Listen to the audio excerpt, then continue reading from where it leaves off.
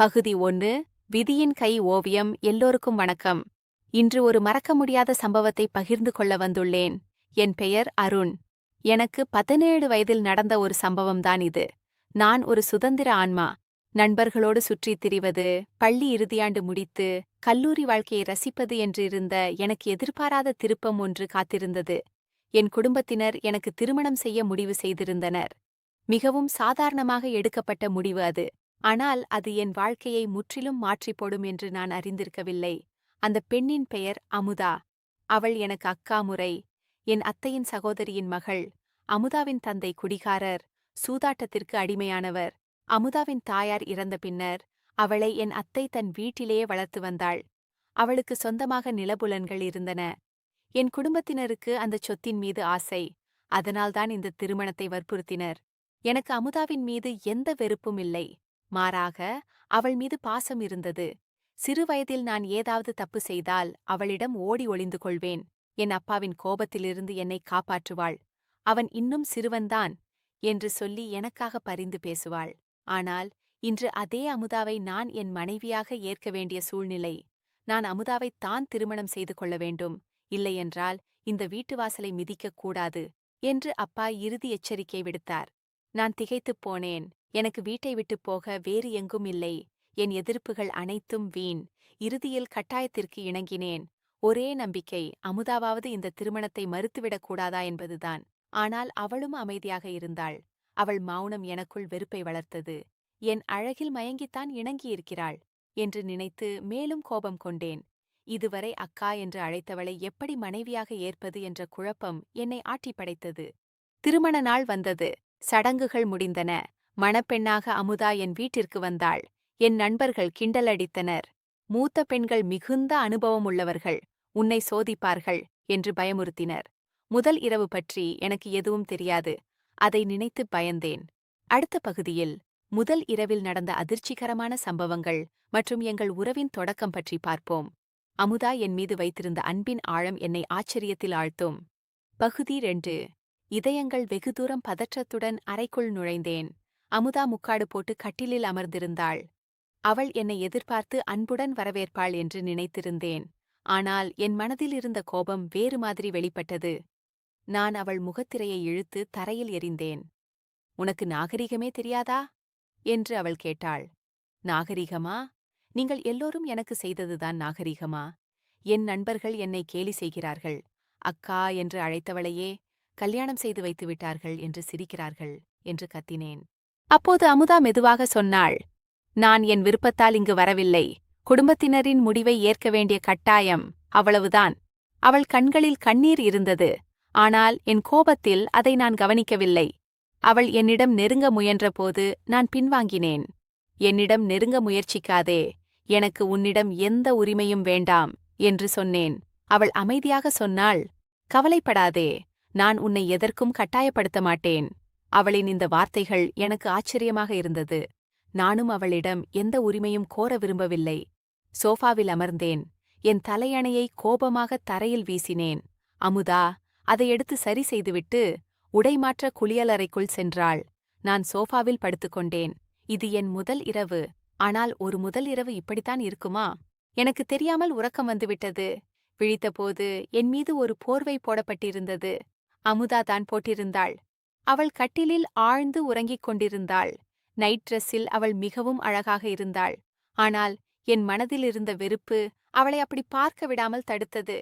காலையில் அறையை விட்டு வெளியே வந்தேன். அப்பா எனக்காக காத்திருந்தார். என் மகன் ஒரு இரவில் பெரியவனாகிவிட்டான் என்று ஆசீர்வதித்தார். அவருக்கு உண்மை தெரியாது. விரைவில் உங்களுக்கு நல்ல செய்தி சொல்கிறேன் என்று பொய் சொன்னேன். நான் கல்லூரிக்கு செல்ல தயாரானேன். அப்பாவுக்கு ஆச்சரியம். திருமணமானவன் கல்லூரிக்கா? நிலங்களை பார்த்து கொள்ள வேண்டாமா என்று கேட்டார். அமுதா அப்போது பேசினாள். அவன் விரும்பியதை செய்யட்டும், படிப்பை தொடரட்டும். அவளுடைய இந்த ஆதரவு எனக்கு சற்று ஆறுதல் அளித்தது. நாட்கள் நகர்ந்தன. நாங்கள் ஒரே அறையில் 2 அந்நியர்கள் போல் வாழ்ந்தோம். அவள் என்னிடம் பேச முயன்றால் நான் கோபமாக பதில் சொல்வேன். ஆனால் அவள் எனக்கு தேவையான அனைத்து வசதிகளையும் செய்து கொடுத்தாள். என் உணவு, உடை, படிப்பு எல்லாவற்றையும் கவனித்துக் கொண்டாள். ஒருநாள் நான் அவளிடம் சொன்னேன், நீ எனக்கு நல்ல தோழியாக இருக்கிறாய். மற்ற மனைவிகளைப் போல் நீ என்னை கட்டுப்படுத்தவில்லை. அவள் சிரித்தாள். ஆனால் அந்த சிரிப்பில் கண்ணீர் கலந்திருந்தது. அதற்கான காரணம் அப்போது எனக்கு புரியவில்லை. அடுத்த பகுதியில் கல்லூரி வாழ்க்கையில் நுழையும் அருணின் காதல், புதிய நண்பர்கள் மற்றும் அதன் விளைவுகள் பற்றி பார்க்கலாம். அமுதாவின் மௌனத்தின் பின்னணியில் என்ன இருக்கிறது? பகுதி 3. மாயையின் மாயவலையில் கல்லூரி வாழ்க்கை புதிய உற்சாகத்தை அளித்தது. புத்துணர்ச்சியுடன் படித்தேன். வகுப்பிலேயே புத்திசாலி மாணவன் என்று பெயர் எடுத்தேன். அப்போதுதான் என் வகுப்பில் மாதவி சேர்ந்தாள். அழகான சிரிப்பு, கலகலப்பான பேச்சு, நவீன உடை. அவள் என் கவனத்தை ஈர்த்தாள். மெல்ல மெல்ல எங்கள் நட்பு வளர்ந்தது. ஒன்றாக சேர்ந்து படிப்பது, டிபன் பிரேக்கில் பேசுவது, கல்லூரி வளாகத்தில் சுற்றுவது என்று நாட்கள் ஓடின. எனக்கு அவள் மீது காதல் முளைத்தது. என் மனதில் அமுதாவைப் பற்றிய நினைவுகள் மறைந்தன. ஒரு நாள் மாதவியிடம் என் காதலைச் சொன்னேன். அவளும் ஏற்றுக்கொண்டாள். உலகமே எனக்கு சொந்தமானது போல் உணர்ந்தேன். நான் திருமணமானவன் என்பதை அவளிடம் சொல்லவில்லை. சொன்னால் அவள் என்னை விட்டு விலகிவிடுவாளோ என்ற பயம். மாதவி தினமும் ஏதாவது பரிசுகள் கேட்பாள். இந்த ட்ரெஸ் பிடித்திருக்கிறது, இந்த செட் நல்லா இருக்குல்ல என்று சொல்வாள். நான் மகிழ்ச்சியாக வாங்கிக் கொடுத்தேன். சில நேரம் அவள் என்னை சந்தேகிக்கும் விஷயங்களையும் சொல்வாள். நீ எப்போதும் பணம் கையில் வைத்திருப்பது நல்லது என்று அறிவுரை கூறுவாள். நான் அவள் சொல்லுக்கு கட்டுப்பட்டேன். அமுதாவுக்கு ஒரு சின்ன பரிசு கூட வாங்கித் தராத நான் மாதவிக்கு தினமும் ஏதாவது வாங்கிக் கொடுத்தேன். இது சரிதானா என்று ஒரு கணம் கூட நான் யோசித்ததில்லை. ஒருநாள் மாதவி சொன்னாள், எனக்கு உன்னுடன் இருக்க வேண்டும். நாம் இருவரும் மட்டும் சில மணி நேரம் செலவிட வேண்டும். ஒரு ஹோட்டல் அறையின் முகவரியை கொடுத்தாள். என் இதயம் படபடத்தது. இதுதான் நான் எதிர்பார்த்த தருணம். வீட்டிற்கு வந்து அமுதாவிடம் சொல்லாமல் கிளம்பினேன். அவள் என் முகத்தை பார்த்தாள். ஒரு வார்த்தை கூட கேட்கவில்லை. என் மனசாட்சி என்னை குத்தியது. ஆனால் மாதவியின் நினைவில் அதை மறந்தேன். ஹோட்டலுக்கு சென்றேன். மாதவி கவர்ச்சியான உடையில் எனக்காக காத்திருந்தாள். நான் அவளை அணைக்க சென்றபோது அவள் ஒரு தாளை நீட்டினாள். முதலில் இதில் கையெழுத்து போடு என்றாள். இது என்ன என்று கேட்டேன். உனக்கு என்மேல் நம்பிக்கை இருந்தால் கையெழுத்து போடு, இது என் பாதுகாப்புக்காக என்றாள். மாதவியின் மீதிருந்த காதல் கண்களை மறைத்தது. நான் படிக்காமலே கையெழுத்து போட்டேன். அந்த இரவு நான் கனவு கண்டது போல் இருந்தது. ஒரு ஆணும் பெண்ணும் எப்படி இருக்க வேண்டும் என்பதை உணர்ந்தேன். வீட்டிற்கு திரும்பியபோது இரவு 2 மணி. அமுதா பதற்றத்துடன் எனக்காக காத்திருந்தாள். அவள் முகத்தில் கவலை தெரிந்தது. எங்கே இவ்வளவு நேரம் என்று மெதுவாக கேட்டாள். ஏன் விசாரிக்கிறாய் என்று கோபமாக பதில் சொல்லிவிட்டு படுத்துக்கொண்டேன். ஆனால் மறுநாள் காலைதான் உண்மை வெளிச்சத்துக்கு வந்தது. அப்பாவின் தொழிற்சாலை பங்குகளில் பாதி மாதவி என்ற பெண்ணின் பெயருக்கு மாற்றப்பட்டிருந்தது. நான் போட்ட கையெழுத்து அந்த ஆவணத்தில் இருந்தது. மாதவி என்னை ஏமாற்றியிருந்தாள். அடுத்த பகுதியில் ஏமாற்றத்தின் உச்சம், அமுதாவின் எதிர்வினை மற்றும் உண்மையான காதலை அருண் உணரும் தருணம் பற்றி பார்ப்போம். பகுதி 4. இழப்பின் வலியில் கிடைத்த உண்மை. நான் அதிர்ச்சியில் உறைந்து போனேன். மாதவி என்னை காதலிக்கவில்லை. என் பணத்துக்காக, என் சொத்துக்காக என்னை பயன்படுத்தியிருந்தாள். என் கால்கள் தடுமாறின. நான் கல்லூரிக்கு சென்று மாதவியை தேடினேன். அவள் வீட்டுக்கு சென்றேன். அது ஒரு ஆடம்பரமான வீடு. அவள் ஒரு வழக்கறிஞனுடன் சேர்ந்து பணக்கார இளைஞர்களை ஏமாற்றும் கும்பலின் தலைவி என்று தெரிந்தது. என்னை பார்த்ததும் அவள் சிரித்தாள். நீயும் ஒரு முட்டாள்தான். மற்றவர்கள் பல முறை என்னுடன் இருந்த பிறகுதான் கையெழுத்து போடுவார்கள். நீ ஒரே நாளில் உன் எல்லாவற்றையும் என்னிடம் ஒப்படைத்து விட்டாய் என்றாள்.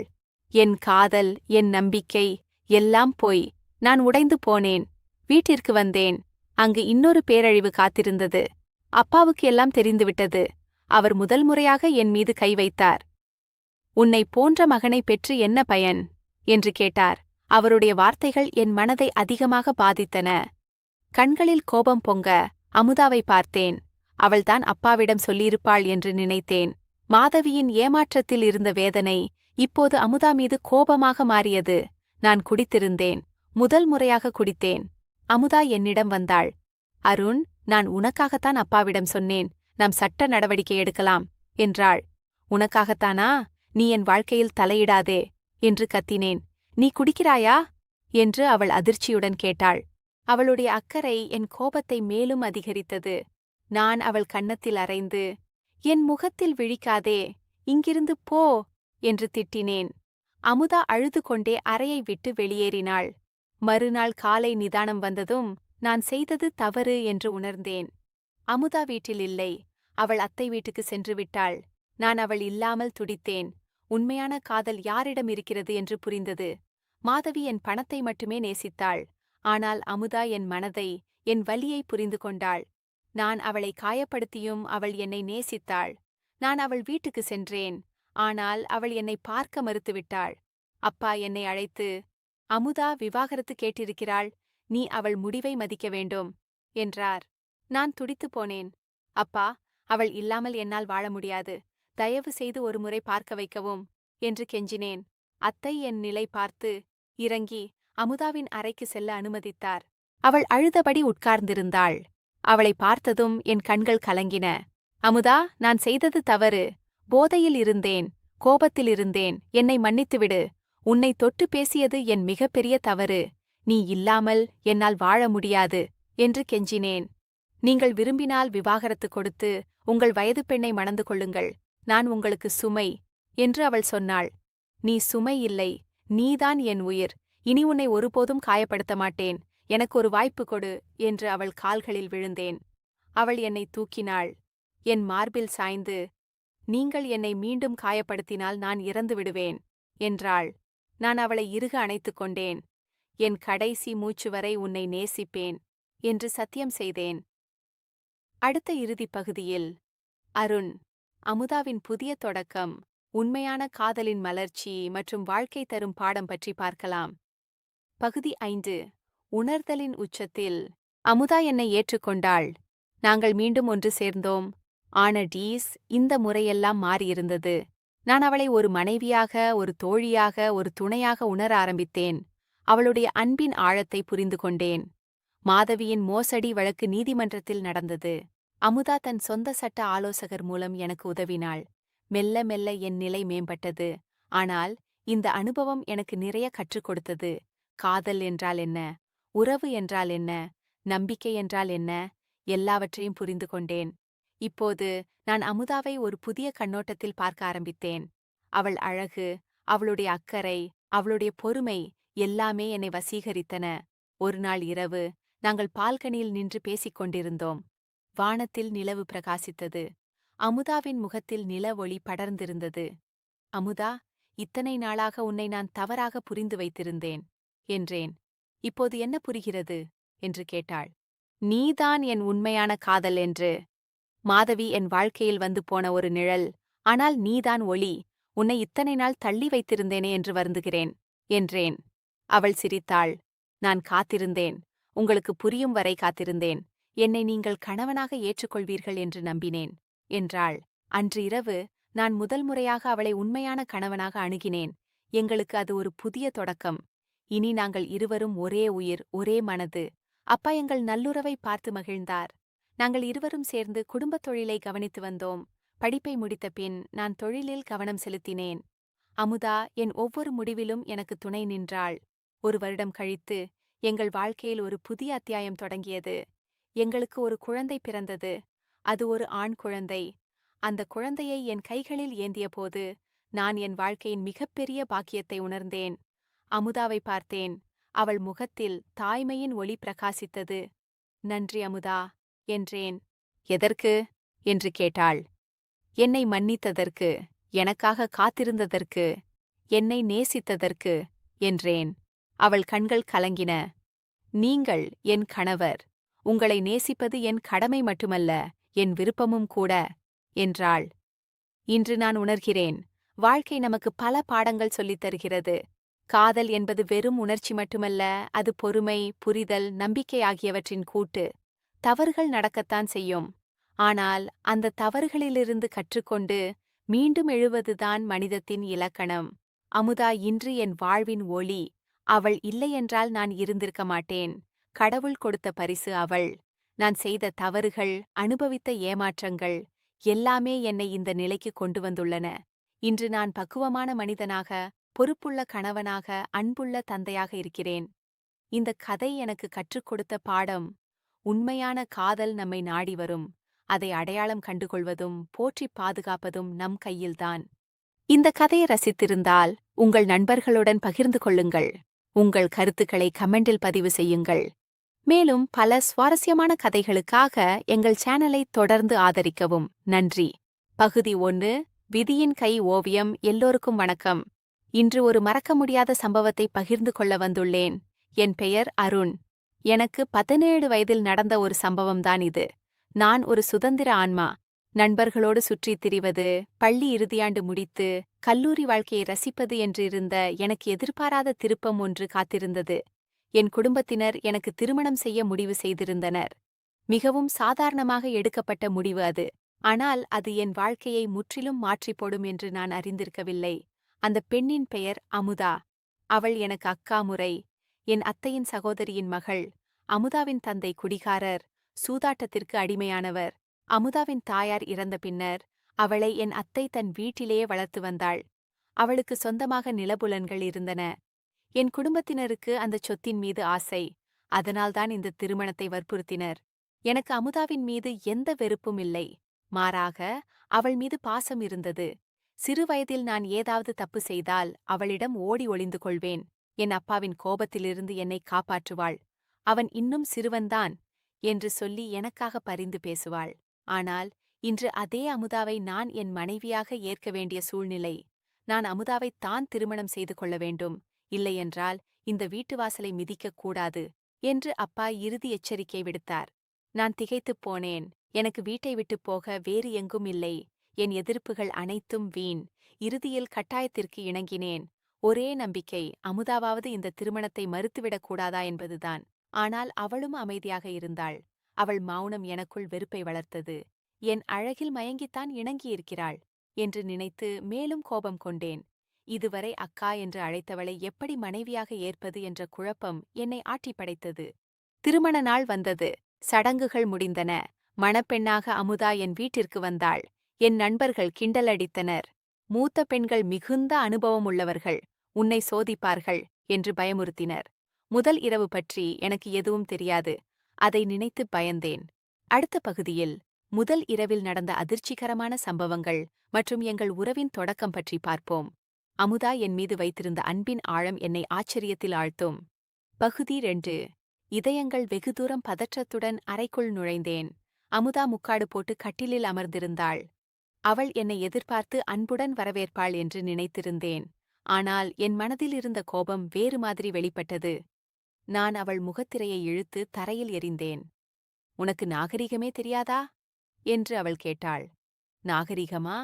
நீங்கள் எல்லோரும் எனக்கு செய்ததுதான் நாகரிகமா? என் நண்பர்கள் என்னை கேலி செய்கிறார்கள். அக்கா என்று அழைத்தவளையே கல்யாணம் செய்து வைத்து விட்டார்கள் என்று சிரிக்கிறார்கள் என்று கத்தினேன். அப்போது அமுதா மெதுவாக சொன்னாள், நான் என் விருப்பத்தால் இங்கு வரவில்லை. குடும்பத்தினரின் முடிவை ஏற்க வேண்டிய கட்டாயம், அவ்வளவுதான். அவள் கண்களில் கண்ணீர் இருந்தது. ஆனால் என் கோபத்தில் அதை நான் கவனிக்கவில்லை. அவள் என்னிடம் நெருங்க முயன்றபோது நான் பின்வாங்கினேன். என்னிடம் நெருங்க முயற்சிக்காதே. எனக்கு உன்னிடம் எந்த உரிமையும் வேண்டாம் என்று சொன்னேன். அவள் அமைதியாக சொன்னாள், கவலைப்படாதே, நான் உன்னை எதற்கும் கட்டாயப்படுத்த மாட்டேன். அவளின் இந்த வார்த்தைகள் எனக்கு ஆச்சரியமாக இருந்தது. நானும் அவளிடம் எந்த உரிமையும் கோர விரும்பவில்லை. சோஃபாவில் அமர்ந்தேன். என் தலையணையை கோபமாக தரையில் வீசினேன். அமுதா அதை எடுத்து சரி செய்துவிட்டு உடைமாற்ற குளியலறைக்குள் சென்றாள். நான் சோஃபாவில் படுத்துக்கொண்டேன். இது என் முதல் இரவு. ஆனால் ஒரு முதல் இரவு இப்படித்தான் இருக்குமா? எனக்கு தெரியாமல் உறக்கம் வந்துவிட்டது. விழித்தபோது என் மீது ஒரு போர்வை போடப்பட்டிருந்தது. அமுதா தான் போட்டிருந்தாள். அவள் கட்டிலில் ஆழ்ந்து உறங்கிக் கொண்டிருந்தாள். நைட் ட்ரெஸ்ஸில் அவள் மிகவும் அழகாக இருந்தாள். ஆனால் என் மனதில் இருந்த வெறுப்பு அவளை அப்படி பார்க்க விடாமல் தடுத்தது. காலையில் அறையை விட்டு வெளியே வந்தேன். அப்பா எனக்காக காத்திருந்தார். என் மகன் ஒரு இரவில் பெரியவனாகிவிட்டான் என்று ஆசீர்வதித்தார். அவருக்கு உண்மை தெரியாது. விரைவில் உங்களுக்கு நல்ல செய்தி சொல்கிறேன் என்று பொய் சொன்னேன். நான் கல்லூரிக்கு செல்ல தயாரானேன். அப்பாவுக்கு ஆச்சரியம். திருமணமானவன் கல்லூரிக்கா? நிலங்களை பார்த்து கொள்ள வேண்டாமா என்று கேட்டார். அமுதா அப்போது பேசினாள். அவன் விரும்பியதை செய்யட்டும், படிப்பை தொடரட்டும். அவளுடைய இந்த ஆதரவு எனக்கு சற்று ஆறுதல் அளித்தது. நாட்கள் நகர்ந்தன. நாங்கள் ஒரே அறையில் 2 அந்நியர்கள் போல் வாழ்ந்தோம். அவள் என்னிடம் பேச முயன்றால் நான் கோபமாக பதில் சொல்வேன். ஆனால் அவள் எனக்கு தேவையான அனைத்து வசதிகளையும் செய்து கொடுத்தாள். என் உணவு, உடை, படிப்பு எல்லாவற்றையும் கவனித்துக் கொண்டாள். ஒருநாள் நான் அவளிடம் சொன்னேன், "நீ எனக்கு நல்ல தோழியாக இருக்கிறாய். மற்ற மனைவிகளைப் போல் நீ என்னை கட்டுப்படுத்தவில்லை." அவள் சிரித்தாள். ஆனால் அந்த சிரிப்பில் கண்ணீர் கலந்திருந்தது. அதற்கான காரணம் அப்போது எனக்கு புரியவில்லை. அடுத்த பகுதியில் கல்லூரி வாழ்க்கையில் நுழையும் அருணின் காதல், புதிய நண்பர்கள் மற்றும் அதன் விளைவுகள் பற்றி பார்க்கலாம். அமுதாவின் மௌனத்தின் பின்னணியில் என்ன இருக்கிறது? பகுதி 3. மாயையின் மாயவலையில் கல்லூரி வாழ்க்கை புதிய உற்சாகத்தை அளித்தது. புத்துணர்ச்சியுடன் படித்தேன். வகுப்பிலேயே புத்திசாலி மாணவன் என்று பெயர் எடுத்தேன். அப்போதுதான் என் வகுப்பில் மாதவி சேர்ந்தாள். அழகான சிரிப்பு, கலகலப்பான பேச்சு, நவீன உடை, அவள் என் கவனத்தை ஈர்த்தாள். மெல்ல மெல்ல எங்கள் நட்பு வளர்ந்தது. ஒன்றாக சேர்ந்து படிப்பது, டிபன் பிரேக்கில் பேசுவது, கல்லூரி வளாகத்தில் சுற்றுவது என்று நாட்கள் ஓடின. எனக்கு அவள் மீது காதல் முளைத்தது. என் மனதில் அமுதாவைப் பற்றிய நினைவுகள் மறைந்தன. ஒரு நாள் மாதவியிடம் என் காதலைச் சொன்னேன். அவளும் ஏற்றுக்கொண்டாள். உலகமே எனக்கு சொந்தமானது போல் உணர்ந்தேன். நான் திருமணமானவன் என்பதை அவளிடம் சொல்லவில்லை. சொன்னால் அவள் என்னை விட்டு விலகிவிடுவாளோ என்ற பயம். மாதவி தினமும் ஏதாவது பரிசுகள் கேட்பாள். "இந்த ட்ரெஸ் பிடித்திருக்கிறது, இந்த செட் நல்லா இருக்குல்ல" என்று சொல்வாள். நான் மகிழ்ச்சியாக வாங்கிக் கொடுத்தேன். சில நேரம் அவள் என்னை சந்தேகிக்கும் விஷயங்களையும் சொல்வாள். "நீ எப்போதும் பணம் கையில் வைத்திருப்பது நல்லது" என்று அறிவுரை கூறுவாள். நான் அவள் சொல்லுக்கு கட்டுப்பட்டேன். அமுதாவுக்கு ஒரு சின்ன பரிசு கூட வாங்கித் தராத நான் மாதவிக்கு தினமும் ஏதாவது வாங்கிக் கொடுத்தேன். இது சரிதானா என்று ஒரு கணம் கூட நான் யோசித்ததில்லை. ஒருநாள் மாதவி சொன்னாள், "எனக்கு உன்னுடன் இருக்க வேண்டும். நாம் இருவரும் மட்டும் சில மணி நேரம் செலவிட வேண்டும்." ஒரு ஹோட்டல் அறையின் முகவரியை கொடுத்தாள். என் இதயம் படபடத்தது. இதுதான் நான் எதிர்பார்த்த தருணம். வீட்டிற்கு வந்து அமுதாவிடம் சொல்லாமல் கிளம்பினேன். அவள் என் முகத்தை பார்த்தாள். ஒரு வார்த்தை கூட கேட்கவில்லை. என் மனசாட்சி என்னை குத்தியது. ஆனால் மாதவியின் நினைவில் அதை மறந்தேன். ஹோட்டலுக்கு சென்றேன். மாதவி கவர்ச்சியான உடையில் எனக்காக காத்திருந்தாள். நான் அவளை அணைக்க சென்றபோது அவள் ஒரு தாளை நீட்டினாள். "முதலில் இதில் கையெழுத்து போடு" என்றாள். "இது என்ன?" என்று கேட்டேன். "உனக்கு என்மேல் நம்பிக்கை இருந்தால் கையெழுத்து போடு. இது என் பாதுகாப்புக்காக" என்றாள். மாதவியின் மீதிருந்த காதல் கண்களை மறைத்தது. நான் படிக்காமலே கையெழுத்து போட்டேன். அந்த இரவு நான் கனவு கண்டது போல் இருந்தது. ஒரு ஆணும் பெண்ணும் எப்படி இருக்க வேண்டும் என்பதை உணர்ந்தேன். வீட்டிற்கு திரும்பியபோது இரவு 2 மணி. அமுதா பதற்றத்துடன் எனக்காக காத்திருந்தாள். அவள் முகத்தில் கவலை தெரிந்தது. "எங்கே இவ்வளவு நேரம்?" என்று மெதுவாக கேட்டாள். "ஏன் விசாரிக்கிறாய்?" என்று கோபமாக பதில் சொல்லிவிட்டு படுத்துக்கொண்டேன். ஆனால் மறுநாள் காலைதான் உண்மை வெளிச்சத்துக்கு வந்தது. அப்பாவின் தொழிற்சாலை பங்குகளில் பாதி மாதவி என்ற பெண்ணின் பெயருக்கு மாற்றப்பட்டிருந்தது. நான் போட்ட கையெழுத்து அந்த ஆவணத்தில் இருந்தது. மாதவி என்னை ஏமாற்றியிருந்தாள். அடுத்த பகுதியில் ஏமாற்றத்தின் உச்சம், அமுதாவின் எதிர்வினை மற்றும் உண்மையான காதலை அருண் உணரும் தருணம் பற்றி பார்ப்போம். பகுதி 4. இழப்பின் வலியில் கிடைத்த உண்மை. நான் அதிர்ச்சியில் உறைந்து போனேன். மாதவி என்னை காதலிக்கவில்லை. என் பணத்துக்காக, என் சொத்துக்காக என்னை பயன்படுத்தியிருந்தாள். என் கால்கள் தடுமாறின. நான் கல்லூரிக்கு சென்று மாதவியை தேடினேன். அவள் வீட்டுக்கு சென்றேன். அது ஒரு ஆடம்பரமான வீடு. அவள் ஒரு வழக்கறிஞனுடன் சேர்ந்து பணக்கார இளைஞர்களை ஏமாற்றும் கும்பலின் தலைவி என்று தெரிந்தது. என்னை பார்த்ததும் அவள் சிரித்தாள். "நீயும் ஒரு முட்டாள்தான். மற்றவர்கள் பல முறை என்னுடன் இருந்த பிறகுதான் கையெழுத்து போடுவார்கள். நீ ஒரே நாளில் உன் எல்லாவற்றையும் என்னிடம் ஒப்படைத்து விட்டாய்" என்றாள். என் காதல், என் நம்பிக்கை எல்லாம் போய். நான் உடைந்து போனேன். வீட்டிற்கு வந்தேன். அங்கு இன்னொரு பேரழிவு காத்திருந்தது. அப்பாவுக்கு எல்லாம் தெரிந்துவிட்டது. அவர் முதல் முறையாக என் மீது கை வைத்தார். "உன்னை போன்ற மகனை பெற்று என்ன பயன்?" என்று கேட்டார். அவருடைய வார்த்தைகள் என் மனதை அதிகமாக பாதித்தன. கண்களில் கோபம் பொங்க அமுதாவை பார்த்தேன். அவள்தான் அப்பாவிடம் சொல்லியிருப்பாள் என்று நினைத்தேன். மாதவியின் ஏமாற்றத்தில் இருந்த வேதனை இப்போது அமுதா மீது கோபமாக மாறியது. நான் குடித்திருந்தேன். முதல் முறையாக குடித்தேன். அமுதா என்னிடம் வந்தாள். "அருண், நான் உனக்காகத்தான் அப்பாவிடம் சொன்னேன். நாம் சட்ட நடவடிக்கை எடுக்கலாம்" என்றாள். "உனக்காகத்தானா? நீ என் வாழ்க்கையில் தலையிடாதே" என்று கத்தினேன். "நீ குடிக்கிறாயா?" என்று அவள் அதிர்ச்சியுடன் கேட்டாள். அவளுடைய அக்கறை என் கோபத்தை மேலும் அதிகரித்தது. நான் அவள் கன்னத்தில் அறைந்து, "என் முகத்தில் விழிக்காதே, இங்கிருந்து போ" என்று திட்டினேன். அமுதா அழுது கொண்டே அறையை விட்டு வெளியேறினாள். மறுநாள் காலை நிதானம் வந்ததும் நான் செய்தது தவறு என்று உணர்ந்தேன். அமுதா வீட்டில் இல்லை. அவள் அத்தை வீட்டுக்கு சென்று விட்டாள். நான் அவள் இல்லாமல் துடித்தேன். உண்மையான காதல் யாரிடம் இருக்கிறது என்று புரிந்தது. மாதவி என் பணத்தை மட்டுமே நேசித்தாள். ஆனால் அமுதா என் மனதை, என் வலியை புரிந்து கொண்டாள். நான் அவளை காயப்படுத்தியும் அவள் என்னை நேசித்தாள். நான் அவள் வீட்டுக்கு சென்றேன். ஆனால் அவள் என்னை பார்க்க மறுத்துவிட்டாள்.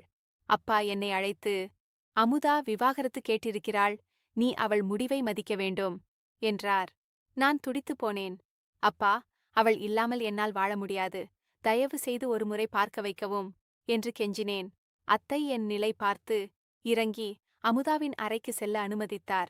அவள் அழுதபடி உட்கார்ந்திருந்தாள். அவளை பார்த்ததும் என் கண்கள் கலங்கின. அமுதா, நான் செய்தது தவறு. போதையில் இருந்தேன். கோபத்தில் இருந்தேன். என்னை மன்னித்துவிடு. உன்னை தொட்டு பேசியது என் மிகப்பெரிய தவறு. நீ இல்லாமல் என்னால் வாழ முடியாது என்று கெஞ்சினேன். நீங்கள் விரும்பினால் விவாகரத்து கொடுத்து உங்கள் வயது பெண்ணை மணந்து கொள்ளுங்கள். நான் உங்களுக்கு சுமை என்று அவள் சொன்னாள். நீ சுமை இல்லை. நீதான் என் உயிர். இனி உன்னை ஒருபோதும் காயப்படுத்த மாட்டேன். எனக்கு ஒரு வாய்ப்பு கொடு என்று அவள் கால்களில் விழுந்தேன். அவள் என்னை தூக்கினாள்.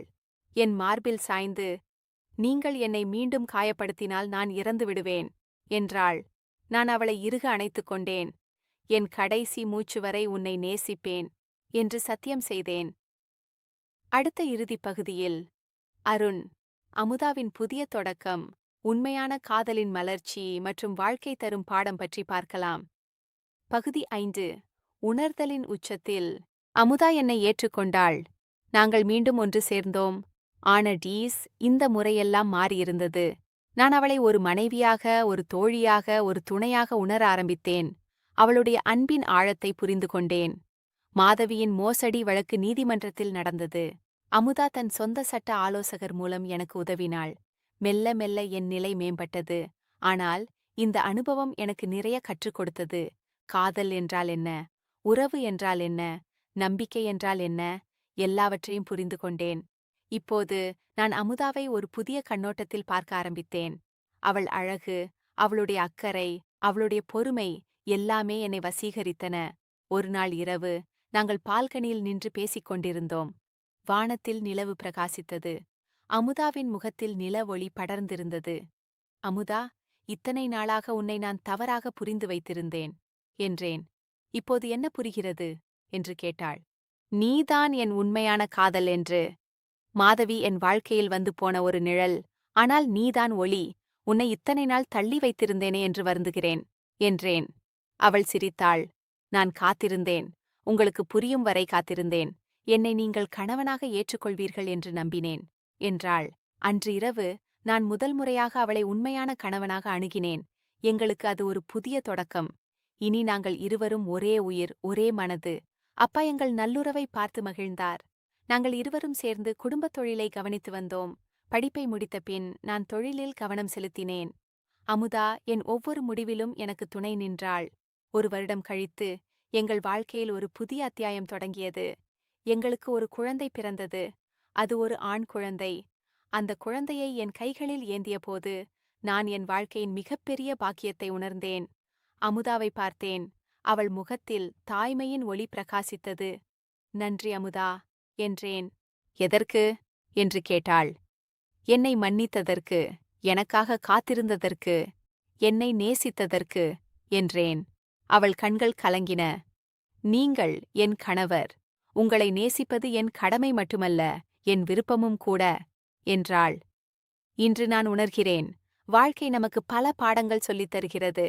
காதல் என்பது வெறும் உணர்ச்சி மட்டுமல்ல, அது பொறுமை, புரிதல், நம்பிக்கை ஆகியவற்றின் கூட்டு. தவறுகள் நடக்கத்தான் செய்யும். ஆனால் அந்த தவறுகளிலிருந்து கற்றுக்கொண்டு மீண்டும் எழுவதுதான் மனிதத்தின் இலக்கணம். அமுதா இன்று என் வாழ்வின் ஒளி. அவள் இல்லையென்றால் நான் இருந்திருக்க மாட்டேன். கடவுள் கொடுத்த பரிசு அவள். நான் செய்த தவறுகள், அனுபவித்த ஏமாற்றங்கள் எல்லாமே என்னை இந்த நிலைக்கு கொண்டு வந்துள்ளன. இன்று நான் பக்குவமான மனிதனாக, பொறுப்புள்ள கணவனாக, அன்புள்ள தந்தையாக இருக்கிறேன். இந்த கதை எனக்கு கற்றுக் கொடுத்த பாடம், உண்மையான காதல்ன